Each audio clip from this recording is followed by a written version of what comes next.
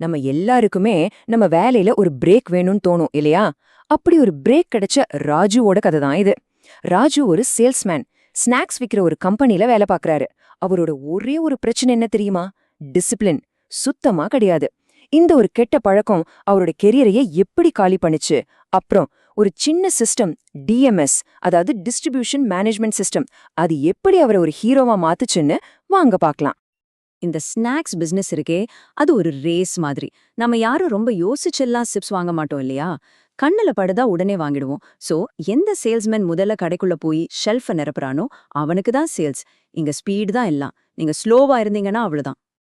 இப்ப பாருங்க, இதுதான் ராஜுவோட மாசாந்திர ரிப்போர்ட் கார்டு. இத பார்த்தாலே நமக்கு தலை சுத்தும். மாசத்துக்கு 4 நாள் லீவு, டெய்லி லேட்டா வர்றது. அது மட்டும் இல்ல, கம்பெனி கொடுத்த டிஎம்எஸ் சாஃப்ட்வேர்ல எதுவுமே சரியா பண்றதில்ல. ஒரு ஆர்டர் கூட டைமுக்கு பஞ்ச் பண்ணல. அவருக்குன்னு ஒதுக்குன ஏரியாவுல பாதி கடைக்க போறதே இல்ல.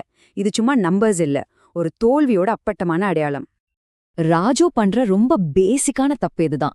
மார்க்கெட் காலையில 10 மணிக்கெல்லாம் பரபரப்பா ஏங்க ஆரம்பிச்சிடும். ஆனா நம்ம ராஜு எப்ப வராரு தெரியுமா? மதியம் 12 மணிக்கு. யோசிச்சு பாருங்க, டெய்லி 2 மணி நேரம் லேட். சேல்ஸ்ல அந்த 2 மணி நேரங்கிறது கோல்டன் டைம். அத மொத்தமா வேஸ்ட் பண்றாரு.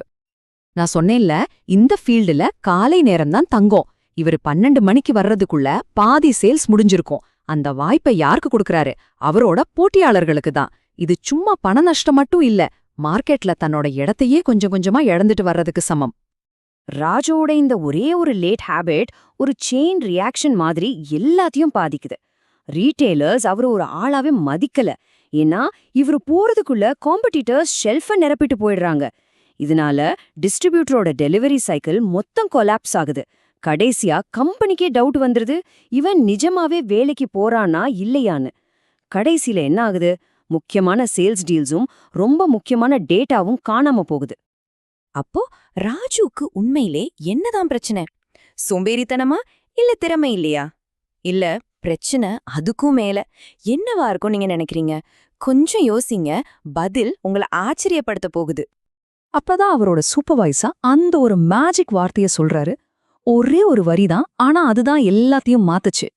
அவர் சொன்னது இதுதான்: ராஜு, உன் பிரச்சனை உன் வேலையில இல்ல, நீ ஃபாலோ பண்ற சிஸ்டத்துல இருக்கு. இந்த வார்த்தை ராஜுவோட மனசுல பொரிய தட்டின மாதிரி இருந்துச்சு. அந்த நிமிஷத்துல இருந்து ராஜு தனக்குன்னு ஒரு புது சிஸ்டத்தை உருவாக்கிக்கிட்டாரு. செஞ்ச மாற்றங்கள் ரொம்ப சிம்பிள், ஆனா அதோட ரிசல்ட் ரொம்ப பவர்ஃபுல். 1, கரெக்டா காலையில 9:55க்கு டிஎம்எஸ்ல பஞ்சின் பண்ணிடணும். 2, ஒவ்வொரு கடைக்கு போனதும் ஜியோ லொகேஷனோட விசிட்ட பதிவு பண்ணணும். 3, ஆர்டர் எடுத்த உடனே அப்பவே ரியல் டைம்ல பஞ்ச் பண்ணணும். பாருங்க, இது வெறும் பழக்கத்தை மாத்துறதில்ல, அவரோட மொத்த மைண்ட் செட்டையும் மாத்துறது. இந்த மாற்றத்துக்கு அப்புறம் ராஜு பழைய ராஜு இல்ல. அவர் வெறும் ஒரு சேல்ஸ்மேன் கிடையாது. அவர் இப்போ ஒரு சிஸ்டம் ட்ரிவன் சேல்ஸ்மேன். ஒரு சிஸ்டத்தை தனக்கு சாதகமா பயன்படுத்துற ஒரு ப்ரொஃபஷனல். அவரோட ஒரு நாள் எப்படி இருந்துச்சு, இப்போ எப்படி இருக்குன்னு பாருங்க. முன்னெல்லாம் லேட்டா வந்து மெதுவா டிஃபன் சாப்பிட்டு சும்மா பேருக்கு 2-3 கடைக்கே போவாரு. ஆனா இப்போ ஷார்ப்பா 10 மணிக்கு ஃபீல்டுல இருக்காரு. ஒரு நாளுக்கு 40 கடைகளுக்கு போறாரு. அதுவும் சும்மா போயிட்டு வாரதில்ல, 40ம் ப்ரொடக்டிவான கால்ஸ். ஓகே, ஒரு நாளைக்கு 40 கடைக்கு போறது பெரிய விஷயம்தான், ஹார்ட் ஒர்க். ஆனா போன 40 கடையிலையும் எப்படி ப்ரொடக்டிவா இருக்க முடிஞ்சது? இங்கதான் ஒரு முக்கியமான ட்விஸ்ட். ராஜு ஒரு ஹார்ட் ஒர்க்கர்லேருந்து ஒரு ஸ்மார்ட் ஒர்க்கரா மாறுறாரு. அது எப்படின்னு பார்க்கலாமா? பதில் ரொம்ப சிம்பிள். டிஎம்எஸ். அந்த சாஃப்ட்வேர் சும்மா அட்டெண்டன்ஸ் போடுறதுக்கு மட்டும் இல்ல, அது ராஜுவுக்கு ஒரு பர்சனல் அட்வைசர் மாதிரி மாறிடுச்சு. எந்த கடையில எந்த ஐட்டம் நல்லா போகுது, எந்த கடைக்காரர் சின்ன 5 ரூபா 10 ரூபா பேக்கெட் வாங்க மாட்டாங்க, யார மிக்சரே வாங்குறதில்ல, இப்படி ஒவ்வொரு சின்ன விஷயத்தையும் டேட்டாவா கொடுத்துச்சு. இப்போ ராஜு கையில அசைக்க முடியாத ஆயுதம் இருக்கு. இப்போ ராஜு கடைக்காரர்கிட்ட பேசுற விதமே வேற. அவர் போய், சார், இந்த ஐட்டத்துக்கு உங்க ஏரியால பயங்கர டிமாண்ட் இருக்கு, ஆனா உங்க கடையில மட்டும் அது இல்ல, நீங்க சேல்ஸ மிஸ் பண்றீங்கன்னு டேட்டாவோட பேசுறாரு. முன்ன மாதிரி ஊகிச்சு பேசல, உண்மைய வச்சு பேசுறாரு. இதை எப்படி ஒரு கடைக்காரரால மறுக்க முடியும்? ஸ்நாக்ஸ் பிசினஸ்ல ரொம்ப முக்கியமானது என்ன? ஃப்ரெஷ்னஸ் தான். அதுலதான் நம்பிக்கையே இருக்கு. டிஎம்எஸோட ரிட்டர்ன் மாடியூலை வச்சு எக்ஸ்பைரி ஆக போற பொருட்களை ஈஸியா கண்டுபிடிச்சு ரிட்டர்ன் எடுத்துட்டாரு. இதனால first in first out system பக்காவா மெயின்டைன் ஆச்சு. இதோட பெரிய பிளஸ் என்னன்னா, கடைக்காரர்களுக்கும் ராஜுக்கும் மத்திய இருந்த சண்டை சச்சரவெல்லாம் நின்னு போச்சு. நம்பிக்கை அதிகமாச்சு. ராஜு இப்படி மாறினதால அவரை பத்தின கம்பெனியோட அபிப்பிராயமே தலைகீழா மாறிடுச்சு.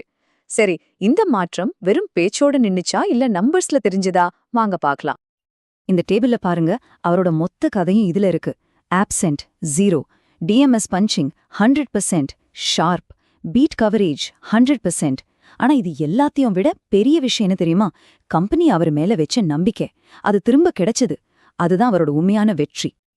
இதுதான் அவரோட மாஸ்டர் ஸ்ட்ரோக். Range selling. அதாவது ஒரே கடைக்காரருக்கு நிறைய விதமான பொருட்களை விக்கிறது. அது டபுள் ஆயிடுச்சு. இதுக்கு என்ன அர்த்தம்? இப்போ அவர் ஒவ்வொரு கடைக்கும் ஒரு வேல்யூபிளான பார்ட்னர். சும்மா பொருள் கொண்டு வந்து கொடுக்கற சேல்ஸ்மேன் இல்ல. இவ்ளோ ஹார்ட் ஒர்க்குக்கும் ஸ்மார்ட் ஒர்க்குக்கும் பலன் வேண்டாமா? கண்டிப்பா கிடைச்சது.